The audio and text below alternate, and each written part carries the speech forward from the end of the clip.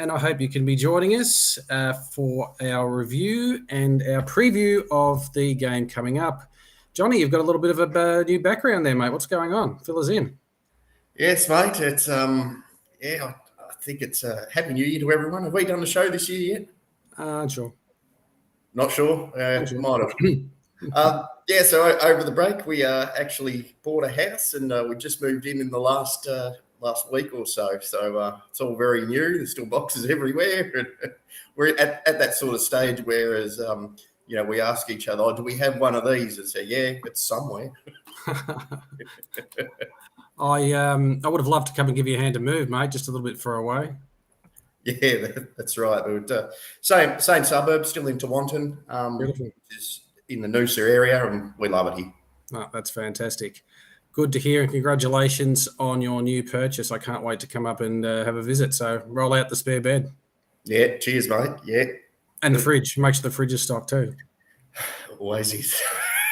Good evening, everyone. Brendan Whitford, Richie Benencaza, Damien Lancaster, Anthony, Carly. Good evening to you, Brett. Pleased to have you joining us. Thank you very much. It's good to be with you. It's good to be anywhere, really, right now. But it's particularly good to chat to all of our fantastic friends on here on Carlton Live. And I'm sure there's lots of people who've got lots of things to say. Chris Jaron, mate, you're the heir apparent. Good evening to you. Good to see you a few weeks ago. Grego, yes, about. Hello, mate. Thank you for joining us. Can I add these guys to the stream? No, that's your guy. There we go. I can do that. There again. I can control it. Beautiful. We know that you're not that flash in the driver's seat. No, I kind of lose my what I have to do. My train of thought. Yeah, I've got third world internet tonight, so bear with me, please, if you can't, if we struggle a little bit. So hopefully it holds out for a little bit, at least an hour or so anyway. The irony is there that you just cut out as you were saying that. Yeah, of course, me and my big mouth. So you got okay, tonight, and only slightly less pretentious than the real on the couch. That's it. You've got this is artificial intelligence Trevor talking tonight. I'm sure he's much more smarter than real intelligence Trevor, or lesser intelligence Trev GPT. That's it. Version 1. Okay, everyone, what do you think about a draw? Johnny, should we go extra time, or is the draw part of our game? Draw's part of our game. Let's not be like all other sports. Well, I guess soccer doesn't have extra time, but look, I don't think we deserve to win. I don't think they deserve to win. I think we were both shithouse, to be honest. Certainly from what I've heard about the following night's game, which was meant to be grand final like, I thought ours was pretty. Both teams were pretty rusty. So draw is probably the right result. I think everyone's putting a little bit too much emphasis on the end of the game, which I'm sure we'll talk about for about 20 minutes or half an hour or so. But let's not forget that in the first 10, 15 minutes, Richmond could quite easily have been 4 or 5 goals. They had very gettable shots that they missed. So we fought our way back into it. And then, Trev, the number one thing, mate, as much as things change, they always stay the same. For the last 10 years, we've done it. We've had 10 minutes where we've just switched off, 10 minutes in the first 10 minutes of the third quarter. And there was 4 or 5 goals kicked, and they kicked 7 for the match. Yep, the usual. Yep. Nothing's changed. It's like they need someone. Obviously, the runner gets out there, but the runner needs to just come out there with a big wet fish and smack him in the face and say, hello, what's going on here? But yeah, it's so frustrating, and it's not like the coaching staff and the club's not aware of it, because it's been brought up about a gazillion times. Maybe that's what Zach's role was on last Thursday night. Big wet fish to smack everyone, because he was doing bugger all else.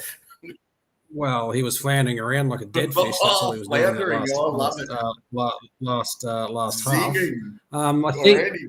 I I've done a little straw poll, and I think it seems most people. I shouldn't say most. I think it's leaning towards most people are favouring for a draw. And what you did is you've just summed up it really, really well, and that is no team deserved to win because they were both crap. That's probably the best review I've heard out of all the reviews that I've read online in the last week. So well done for you. What is everyone else's thoughts? What was your thoughts, Trev? On the draw or on a draw or just in general on the game? In general on the game, sorry. Well, thank you very much for that generous person who gave me a nice Medallion Club ticket earlier in the day, and I was enjoying a few frothies at about 6 o'clock up there in the Medallion Club, and spoke to a couple of Carlton gentlemen. So hello to them if they're watching. It was extremely, extremely disappointing. It looked like, we had taken a significant step backwards from our game style of last year. And if you compare the way we played last year to this year, with probably better inclusions, and I know Sam Walsh is not one of those, but Hewitt, who else was probably another new inclusion from the game last year? Yep, old fumble bum, as I like to call him now. So it seemed like we'd taken a significant step into the introverted game style that had plagued us for many, many years. And I thought we had decided that we would probably play a more aggressive style of footy, but it just didn't happen. Now, Richmond are a classic team to not let you play the game on their terms. They stifle it up. They stop. They are very, very good team when it comes to one-on-one and defensive play and to drag you down into their style of play. So that's Richmond. That is Richmond. But I think we have got the personnel to be playing a much more aggressive style of play through the middle. And you know what? Just press the record button, because I watched Collingwood's game and the way they played. And you know what? I think we've got the wrong coach, because he's the right coach and he's got the right game style and he's got them up and running. And that's a bit over the top, but in terms of the way they're playing, that's the footy that I want to see Carlton playing. And I think we've got the personnel to play it. Yeah, that's fair. Guys like Sard just haven't seen, even in the 2 practice games, didn't see him once grab the ball and take off. What's Fisher doing? What's his role within the team? What's Jack Martin's role within the team? It's some very, very big questions. Now, Zach, I'm going to give a little bit of leeway for, because I saw him up at the Maroochydore train, and his kicking inside 50 was absolutely sublime. He was hitting blokes on the chest or kicking it to a position that they had to run to, where the defender could get nowhere near the football. So I wanted to see him do that, what he was doing at Maroochydore, because there was absolutely no shade of it in the 2 weeks leading up and in last week's game. Well, I'd like to call out Zach Fisher, because I think Zach Fisher is a David Cunningham. He's flash in the pan. We know what we can do, does a flashy thing, and then we all think Zach Fisher's God's gift to Carlton Football Club. But he doesn't work nearly as hard enough that he needs to do.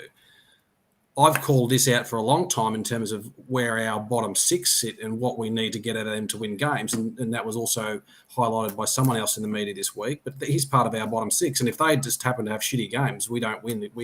Yeah. Our top talent can't cover shitty non-performance from our bottom 6, and we got a lot of that. We got some shitty performances out of some players, and Zach Fisher was one of them. Jesse Motlop had a bad night. You can excuse potentially that. There's probably a couple I could probably mention. Jack Martin. Jack Martin is, again, he's like, what does he do? What is his role? Yeah, well, I can't answer that. I don't think anyone can answer that. I thought McGovern started horribly as well. Let alone, leave aside all the fumbles that he did in the last few minutes. But I thought he was so out of touch in that first half. It took him a while to get into the game. Akers, I don't know. Yeah, he didn't impress me whatsoever. He took even longer to get into the game. He was fumbly. He was, like you said, fumbles or whatever you call him, fumbly bum. Oh, his delivery was atrocious. And poor old Ed Kerno, I hate to pick on him as well, but I've been saying this, Trev, for 6 years, is that he works so goddamn hard that he gets in a spot where he's going to be the last kick in inside 50 because of his rate. But it's not his deal. It's not. He hasn't got the skill to be able to kick on the run at full pelt and hit someone on the tip. He's just not. He's never had that capability. That's not his strong suit. So why put him in that role? Why put him in as a wing for this week? I don't get it. As a back pocket or something to do a shutdown role, I'm all for it. I'm all ears. He's got a spot there for me. But what is he doing on a wing at a half forward role? I'm actually less concerned with the personnel than I am concerned with the way that we approached and played the game. Now, there were very, very worrying signs against Sydney, the way we moved the ball. In the practice match against Collingwood, it was noticeable that we were not having that same attacking approach going through the guts style of footy, bit more fast-flowing, a lot more risk-averse, but high reward. It's clear that there's something going on in our game plan that's involved in the way we're setting up off the half-back line. Now, and it's a more cautious approach. It's going across the ground. It's going down the wings. I don't recall us really taking a lot of the game on in the middle of the ground where we are, in my opinion, extremely strong. Yeah, we don't do that cut back into the middle that we did last year. That's on top of what you just said. There's no run off halfback, and we stick to one boundary line, which for most of it was towards a camera. So people like me who've got shitty eyesight was great, but we always got to a point on the wing where we'd cut back into the centre, and I didn't see that once. We did try to use those halfbacks. Sorry, those half forwards. Jack Martin and Jack Silvani, did lead up plenty of times for the ball, but our halfbacks should be ignored. They shouldn't in our side. They should be not the leading contested forward line that we've got when we've got those two lead up forwards. It's if we're going to go down the wings and have our half forwards have to control the game and be part of the game, then we're doing the wrong thing. So, I've listened a bit to the commentary and what the club and what Voss was trying to do prior to the season and read into what our game plan was, and it was team orientated game plan. I can see that they are. I can see that they're looking for, looking to go to best options. Yep, fair enough, because I know that that's been troubling for us in the past, and that's where we've had a lot of turnovers against us, and clubs have scored heavily against us, like you said, going on 4 or 5 goal sprees. But I've always said I don't mind that, and again with the personnel that we've got in to try and give us a bit more maturity and security in that space, then I think that kind of footy is the way that we should be playing with the personnel we've got. We've got, as I said, the 2 best forwards in the comp. We've got a pretty handy midfield, and we've got 2 massive runners off half back. Yeah.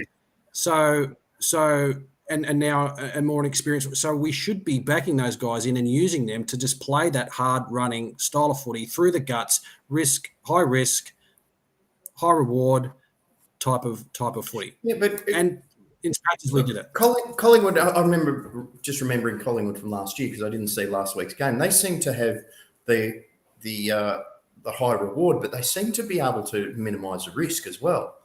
That when they are going for it, there's still people behind the ball being able to to minimise the damage when it does go the other way.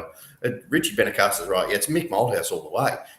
Go down the boundary line, get a stoppage, boundary line stoppage, and then long bomb it into the forward line. You're spot on. You're spot on, Richie. It was giving me. I wonder what I was getting a bit of deja vu and nightmares, and it's spot on.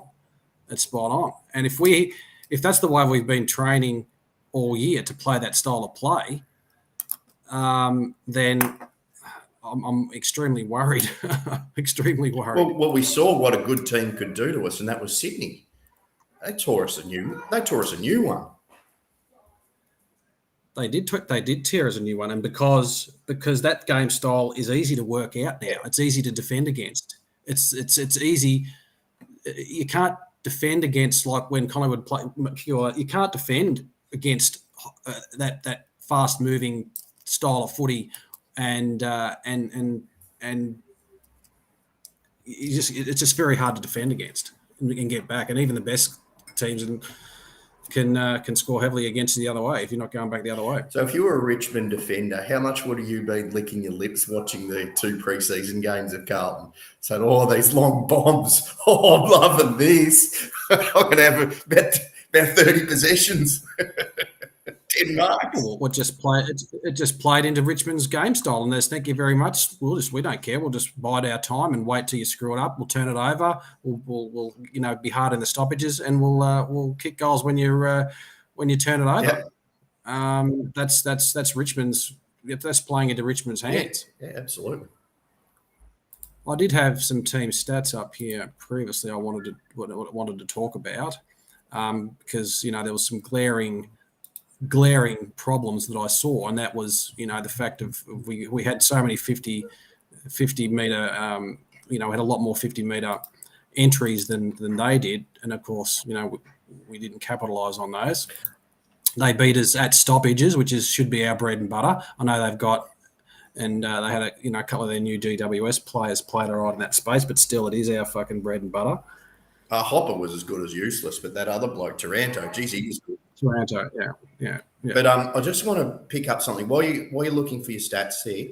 I just want to pick up something that Angelo Gravina said about 3 posts ago whilst you were talking, and I actually thought this too in the first half. As Angelo's made the comment there, and I've got to get some hate for this, and that JSOS is a lazy player. And for the first time, I felt that the first half. And I thought, I've got to mention it on the show. Trev's going to absolutely jump down my throat. But it's the first time I ever felt that. Now, for me to feel that am I seeing him frustrated and the work rate's tipped off? What am I seeing? What's Angelo seeing? It's interesting. I think he looks lazy because the way he just look, like his old man looked lazy too. Just strolls around the ground. But I watched him reasonably closely during the game, and he does make contests. He does get to contests. He just looks laconic, I think, rather than lazy. Maybe just an image thing. That's my opinion. But he's very, Clinton, Martin McCrae, Clinton, JSOS would struggle to get a game in any top 8 team. It's a reasonable argument, but I think for what the role he brings to us, I think he's an important part of our structure. Yeah, okay. But again, half forwards should be not even be seen in our game. What they should be doing is dropping at the feet of Charlie and Harry, and the 2 small forwards should be one at the back, one at the front. The old school forward line entries get at the feet type thing, rather than being the key linkage between our defence and attack. Especially if we're taking the game on through the guts, the half forwards shouldn't be getting a touch. Yeah, well, that's right. Play it like it's the SCG, where the half forwards are absolutely useless. Yep. Inside 50, 66, 45, Richmond's way. Thank you, Danny. Appreciate that, and good day to you, mate. Thanks for joining us. Yes, you're right, inside 50s. What stat was I thinking of? Yeah, thanks, Danny. I was thinking along those lines too, because they really butchered some shots. They really, really, really do. Well, to have that difference and I apologise, I got it around the wrong way, to have that difference on us and for us to hold them to what we held them to and to get that draw in that key indicator was a credit to our defence, even though they screwed up a few times. It was still obviously a credit for them with that amount of entries. But for us to get 45 inside 50s in a game is horrendous. Yeah. That just even enhances us where our game plan is going, and that's fucking it around on the half back line, screwing it up by going down the line instead of using our run and carry off those half back lines. Our significant strength at centre half forward, our significant strength in the midfield to get it down where it needs to be. Yeah. So how are we ever going to win that game with that many inside 50s? That blows me. That's crazy. Yeah, that's right. And particularly when you're bombing it in long and you're not giving your forwards a good shot at it. So kudos to Youngie as well. But I just wanted to pick up on that point that I just had up. Sorry about that. Sorry, I'm chopping and changing you. Sorry. Yeah, this is JR rant time. I am a big believer in having two ruckmen, and I think it's a stupid selection decision of not having Pitnet as a key ruckman and TDK coming in to help out. I think that because with the 6-6-6, it is so important to dominate those centre clearances all of the time. And if you've got two competent ruckmen being able to do that, then you've got a competitive advantage over those sides that only play one ruckman like us, because they're going to bring in a makeshift ruckman like we do, JSOS. And you've got that time that you can be ultra competitive with having those two ruckmen. I think it needs to happen and give our midfield first use of the ball right throughout the game, not just when you keep ruckmans on. And Pitnet does a wonderful job too of filling a gap in the back line. You know, he's smart football in terms of being able to put himself in the right place to stop players leading or to even intercept when it comes through. But yeah, a lot of comments coming here about TDK, and I noticed this as well. He just doesn't have the body to do the around the boundary line stuff. His aerial abilities is second to none, but his body work, particularly at the throw-ins and so forth, we need that bigger body. We need the Pitnet to be able to mongrel the opponent. I was astonished when, Pitnet wasn't made our tactical sub. What a perfect tactical sub. What we've got the best of both worlds then. If we're getting caned in the midfield and not winning the hit-outs, which we did get caned, we didn't win the hit-outs, but we did, draw even on the centre clearances, because we've got some good midfielders in there. But I was astonished that we wouldn't go for that. Why would you have an O'Brien on as the substitute when you've got 2 or 3 O'Briens in the team? You're not going to get another Pitnet. If you lose a ruck, or you're losing the ruck, or you need some extra height or whatever, you just can't. You can't. It's not like there's a like for like. There's 50 O'Briens on there. Sub someone out, they get injured. There's someone else can fill that role that O'Brien's playing. Martin can play in the centre. Fisher can play in the centre or wing, those kind of roles. But you need an extra ruckman. He's sitting there waiting for you if things aren't going your way in that department. But anyway, I was a bit astonished. And Nan Curvis was given TDK a bath, particularly around the ground. And, Harry was getting well held. Yep. In the situation of having Pitnet sitting on the bench as a tactical sub. I didn't see Cripps go forward at all. He kicked 3 or 4 goals last year against him when he went forward. Yep. TDK could have gone forward and helped, isolate Harry or give a bit of relief to Harry because he's getting a bath. And if Pitnet was on the bench coming in as a tactical sub. So I didn't see any of that. I don't see Cripps in the forward line, hardly any. I can't remember. I think he might have had 1 shot at goal for 1 miss. I could be wrong. I was pretty pissed, and I haven't reviewed the game. I haven't looked at the game again.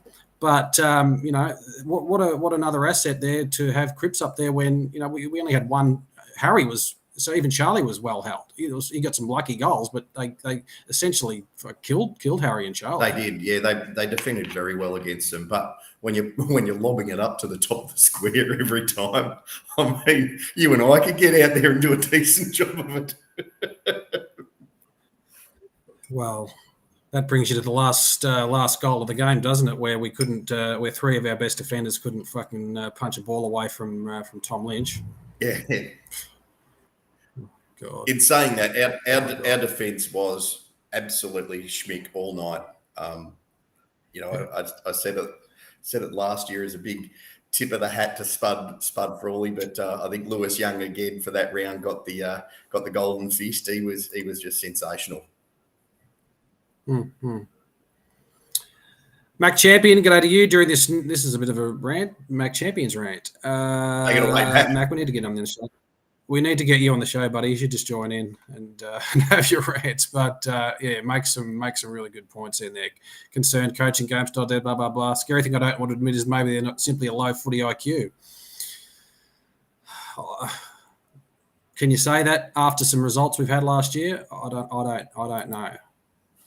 There's a fair argument, especially when, like you said earlier, we get these runs on and nothing seems to happen on field to do anything about it.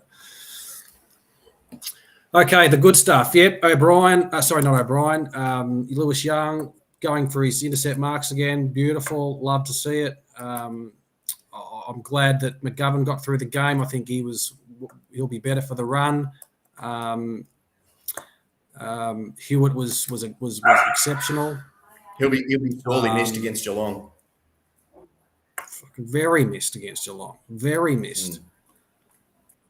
Touch and go apparently today with a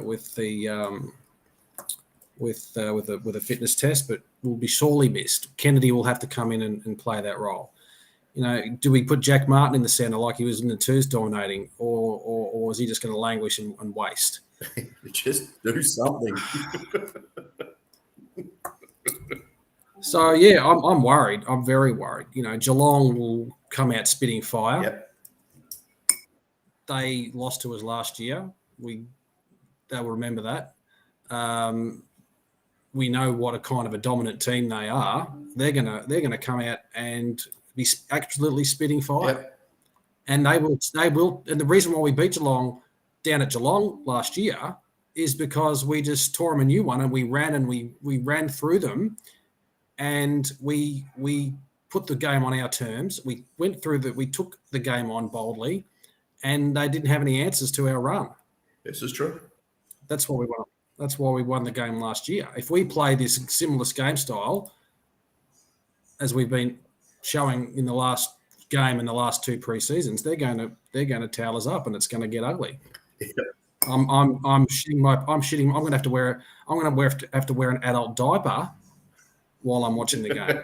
Yeah, I'm very nervous about it after the shit that we dished up last week, to be honest. Well, I do some volunteering, and this older gentleman, he's about 86 or something, and he's a Geelong supporter. So I'm going around to his house to watch the game. So I might be able to borrow some of his adult diapers if it's getting a bit ugly. Brilliant. You've got all things covered there, mate. Great stuff. Righto, everyone. Thank you very much. We've been waffling on. It's awesome that you're part of the show, and your comment and contribution is not unnoticed. It's very much appreciated.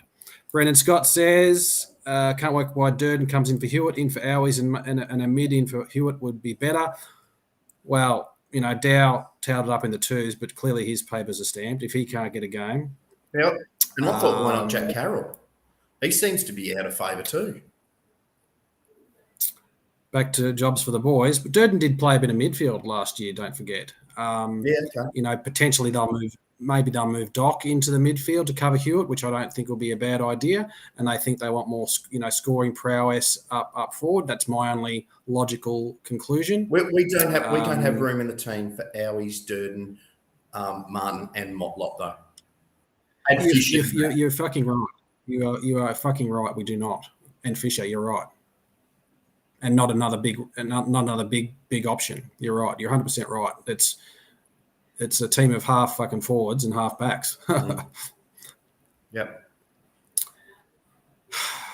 and it's not like Owies did anything special on the weekend. Like Fisher did anything special on the weekend. You could argue it's one game and it was a shitty game. We had to draw all those arguments, and we may be overreacting.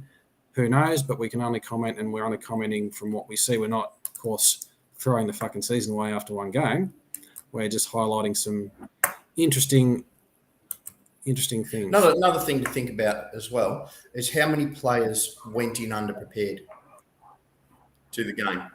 Now, McGovern and Martin definitely underprepared. Should not have played, either of them. Give them another couple of weeks to get their fitness up, to get their game fitness up. Did not deserve a game, and the results showed for themselves. Who else was really struggling for fitness as well? Owies, I think, had been underprepared. They had, yes, that is true. In terms of, McGovern and Martin did play a pracky, a VFL pracky. Hardly the same as playing Sydney when they're at the run. Definitely not. Definitely not, but definitely not. But I think McGovern had a pretty solid pre-season up until he got a knock in the back.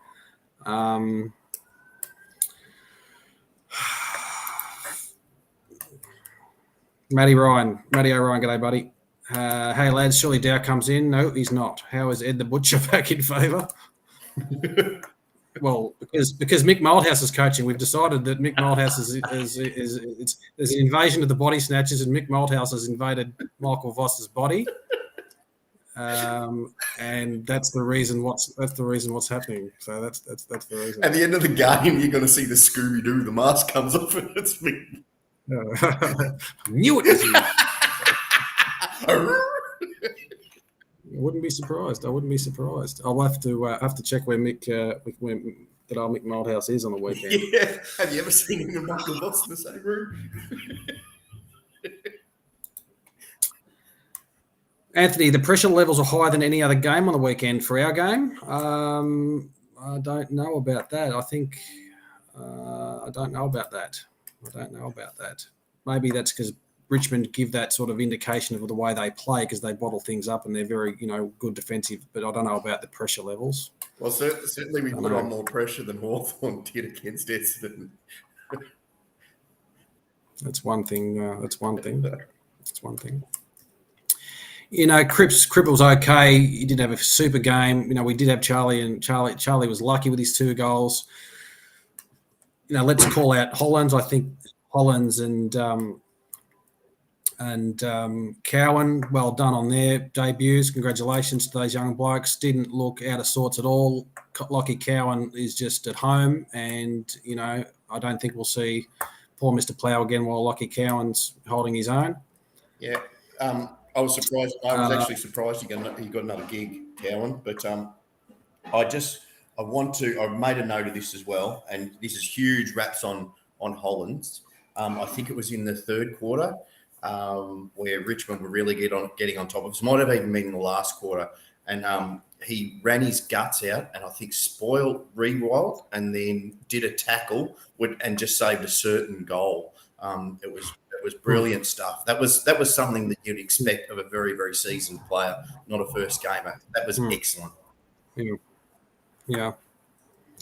Lovely point, Robert Stanley. Thank you very much for bringing that up, and appreciate you contributing to the show. There's the old jobs for the boys. It's the non-ruthless selection that we've always been hoping for.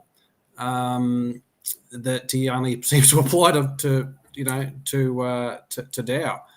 I haven't seen a ruthless drop or omission from Voss. I can't remember one in recent times anyway. Yeah, this is true. This is true.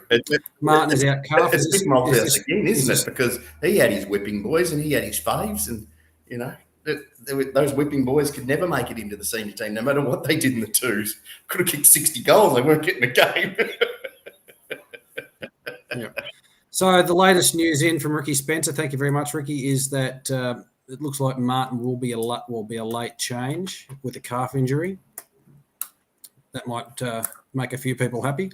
So he went into the game with a calf. Yep. That was his injury. We know he's had that injury last year. He played the VFL game in an apparent, recovery from that calf. So if it's back again, which it seems to be, then who's making these decisions to play these guys? If he's right, his calf plagued him all last year.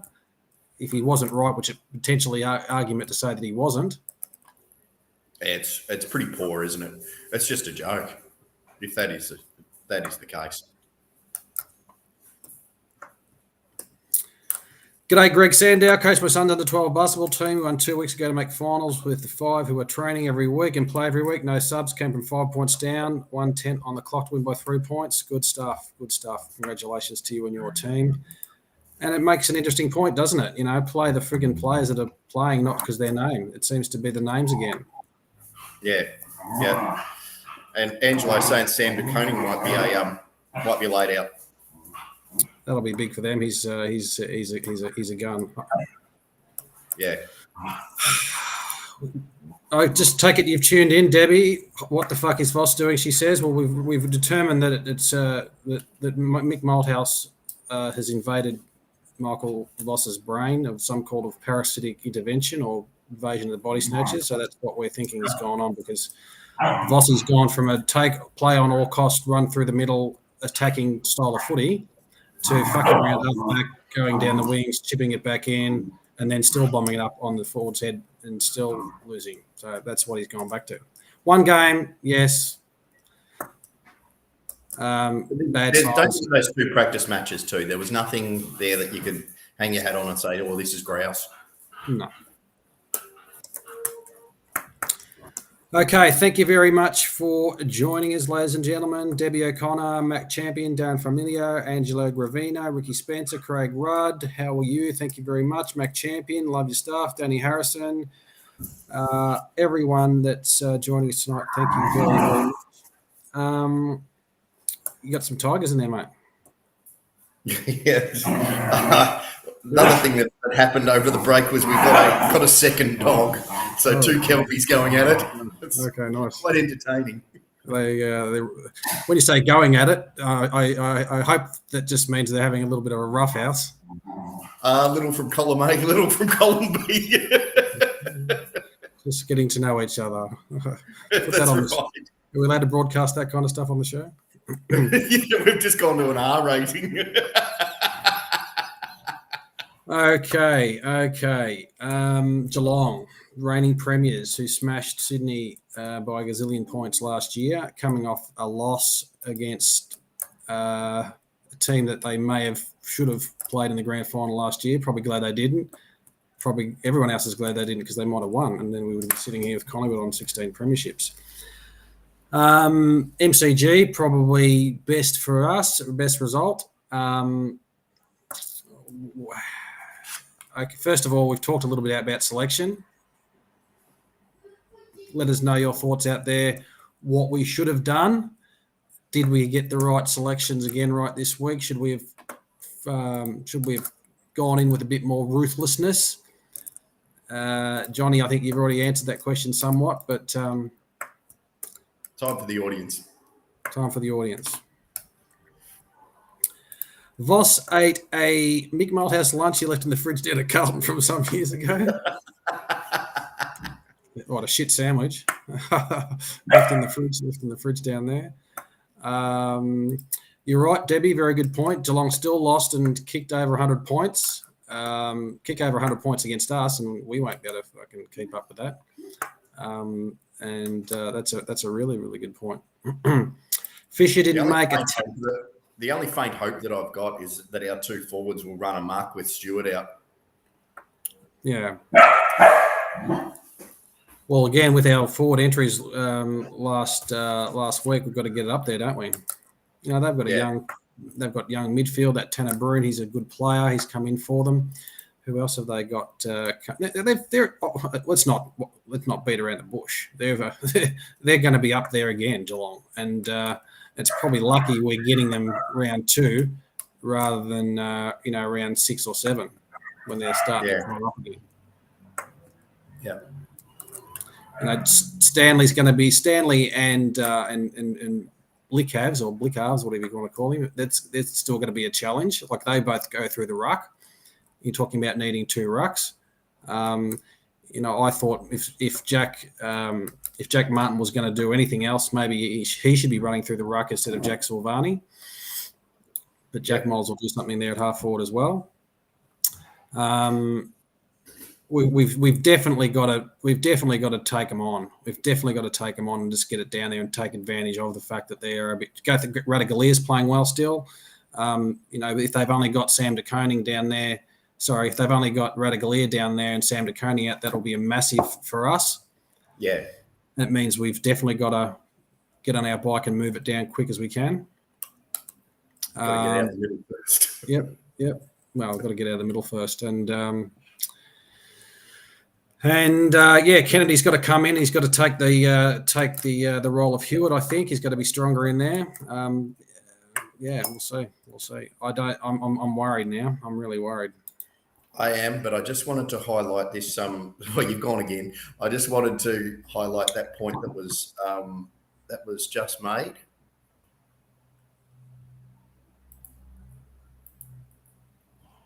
Here we go, by Robert Stanley. Looking at the glass half full type of approach, is Voss trying to get us to play defensive conservative football early in the season as our fast footy wasn't sustainable for a full season, and trying to fuse both styles together at the business end of the season, I wonder. Time will only tell, but it's a very good argument. Very good argument to make.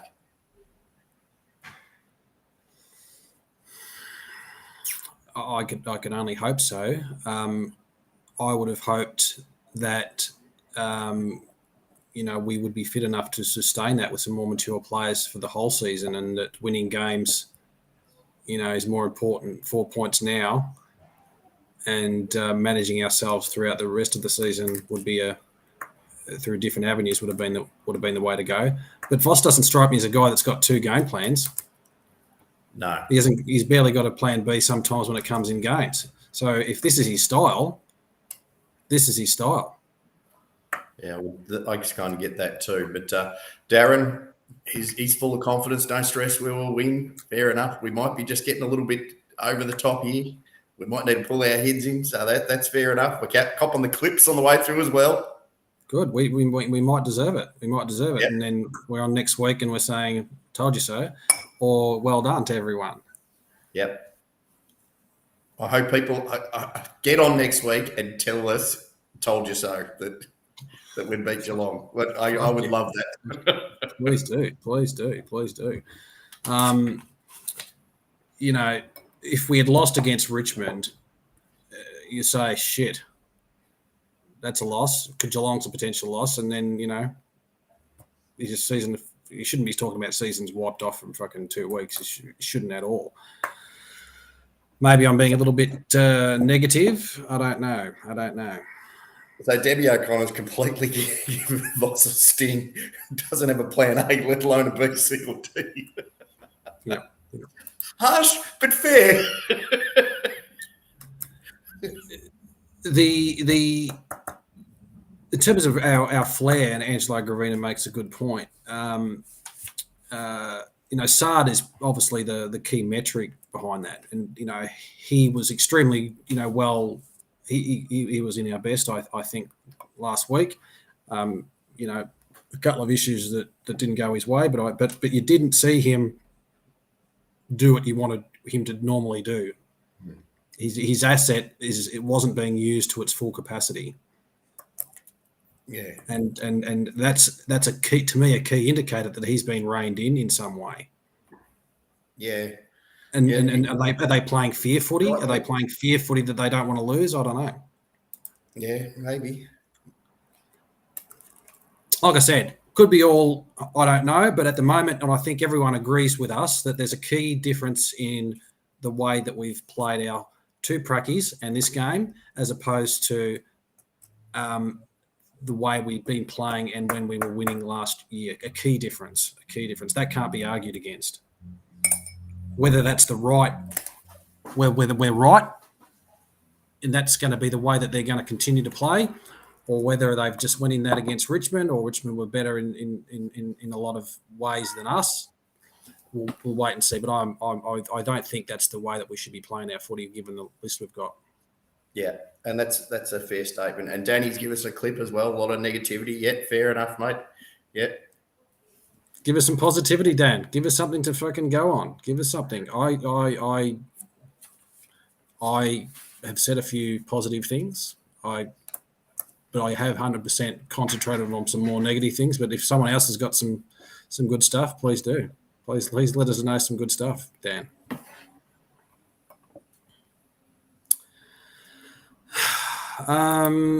Who else have we got? Robert Mac Stanley says to Mac Chairman, agreed our natural game is fast flowing. Got our list of best 22 shape for that game style, except our mids, we need a little injection of speed in there. Maybe that's Corey Durden. Don't know. That's the only thing I can think of if they're maybe going to stick him in there and give him a crack in the midfield and leave Owies and Motlop up forward. Don't know. Darren wants to highlight we got 2 points. Woohoo! That's brilliant. Hey, on the glass half full side, that could be very, very important. 2 points come the end of the season. It could be the difference between one spot and another. It also could mean the difference between not having another 2 points and fucking not making the 8 either. Well, that's true. Well, by the way we played on last week, we can't rely on percentage. Clearly, I'm negative Nelly tonight, and I'm copying it, and I'll take it. I'm happy to do that. Bung says, Craig Bung would like too early. Let's wait till after this week. Yes, we shall. Well, last year after winning Richmond, we had us winning the flag, right? And that was after one game, and people told us to calm down. So that's fair. This year we've come a draw, and I've wiped off our season. So nothing like a bit of consistency in approach. Yeah. Geez, don't talk to me like that, Ricky. I don't want to be. I don't never want to be put down in that category. That's all good, mate. Who else have we got? If it was 2 points, that the stats said we shouldn't have got. Yeah, fair enough. Fair call. Danny says. McGovern looked good at times. O'Brien may have effed up at the end, but his fresh legs were helping him in the last quarter. Richmond are a tough team. We didn't lose. Richmond are a tough team. There's no doubt about that. I'm only comparing it to what I think the way we play compared to how we did play last year in many games. Did O'Brien fuck up that last 5 minutes? That last minute, Johnny? There's a lot of debate about it.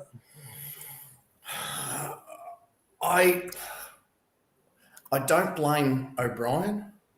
What I do question is the strategy. Why haven't we practiced? We've supposedly practiced closing down games all of the pre-season. Why was there no one out in the field screaming to him, slow it down? So we only had a minute and a half to milk, which is not a great lot of time. And took that fourth bounce. Hit the wrong side of the ball, and then all of a sudden H doesn't know where he is in leading, and I reckon that might have contributed to him slipping over, because he might have to go back and forward again. But I think O'Brien did kick it well.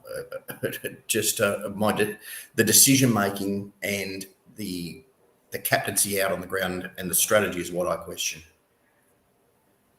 Well, the only thing that saved Lob was that he did nail that pass, but from where I was sitting, it was in a wonderful angle, watching Harry Mackay wave to him and shout to him when Harry was so clear, it was not funny. So at any one of those times, with Lob's left foot, he could have dished off that mark to Harry, take the mark, move forward, get it up there again, or wipe some time off. So I think Lob got ahead of steam.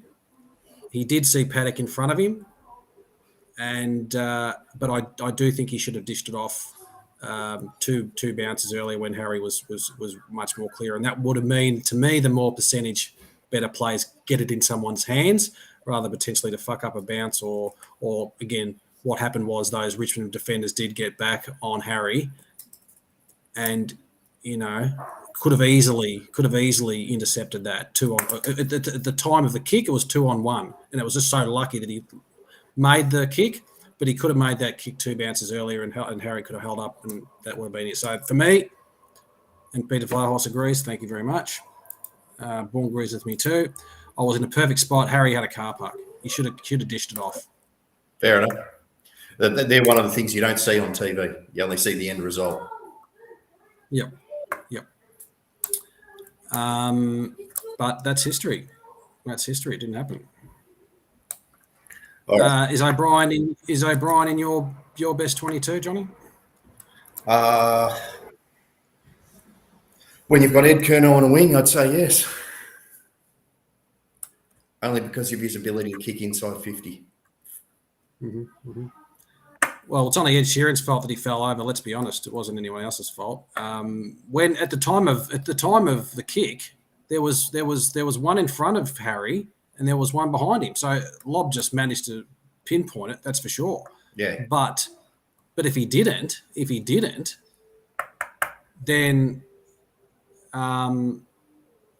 there's another potential turnover or a throw in, an opportunity for us to have what happened in the same event anyway. And then Akers, my God, how could you spill that? I don't know whether he would have kicked 55. Yeah, jeez, it was a shit show at the end. That was probably the worst thing again for Carlton supporters, is having it and then losing it. That was the shit show. Yeah, we had it anyway. Why is Ed Curnow playing tomorrow night? Because it's Ed Curnow, I'd say. We must have a plan B, says Darren. Fox Footy says, Kingy says, Mark Chemi says, Fox Footy Kingy said the closest people to Harry were the security guards. Saw the board vision midweek and literally dead in front of the crowd. That's right. Yes, he did. That's exactly what I saw as well. Akers is as slow as a snail. I don't know if he really needs to be super fast playing on that wing. I think he needs to be mature and effective. But then he didn't show any of that in that last 2 seconds, did he?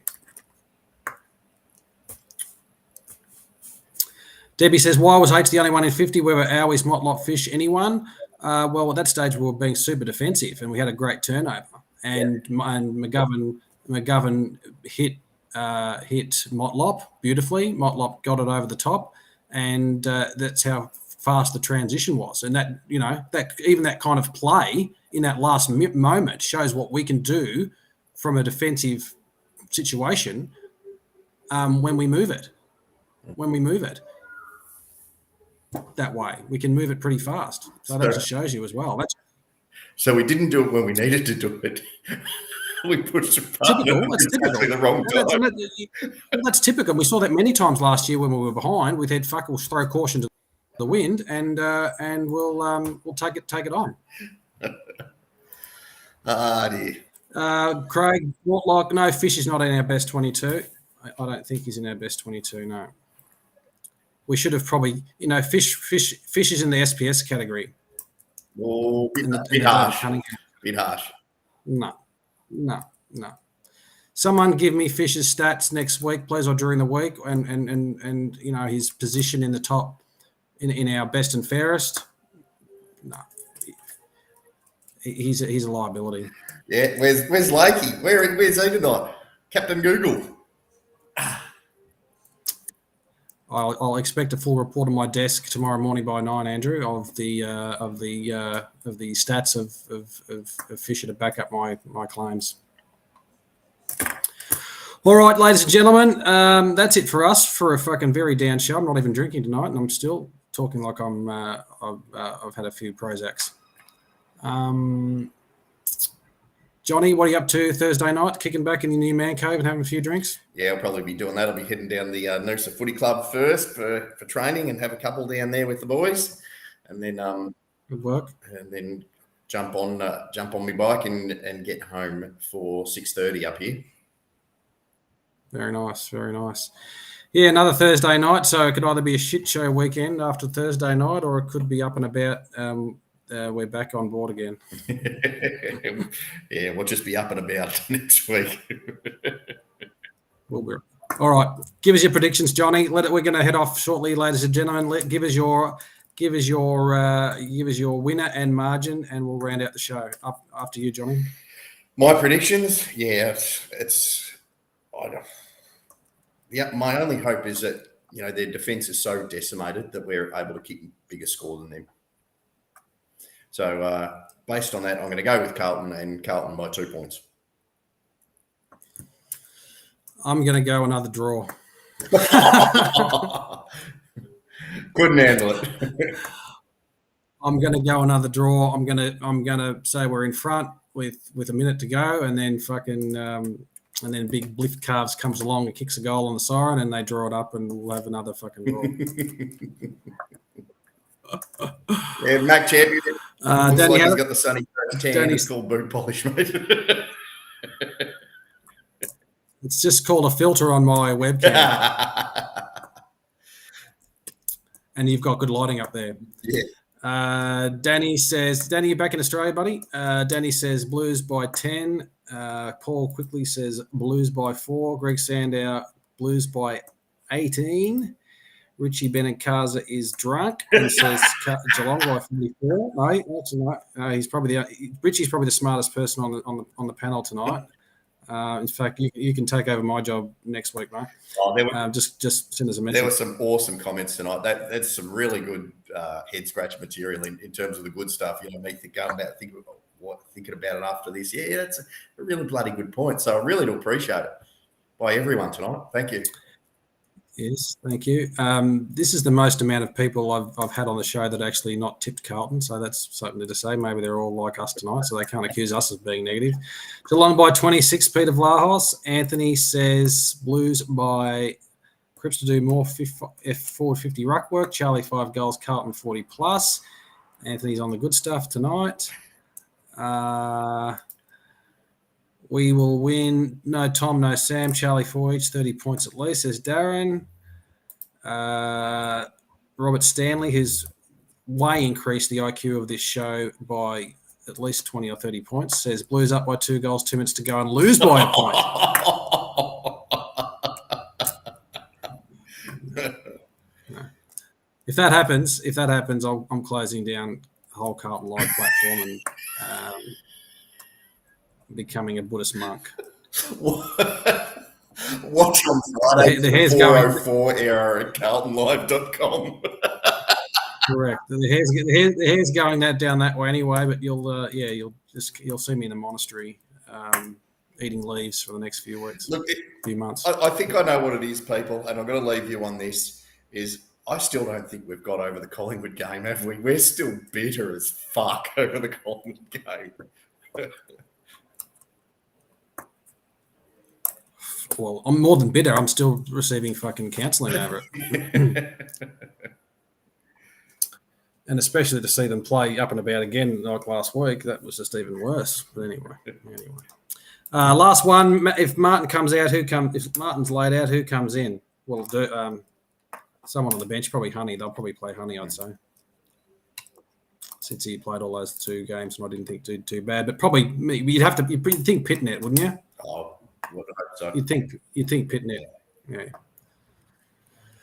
All right, ladies and gentlemen, very much appreciated. Thank you very much. There's still a bit of maths remaining if you're into that. I'm just watching it on the show in front of me. Get back onto that. And other than that, you'll see us tweeting and Facebooking Thursday night.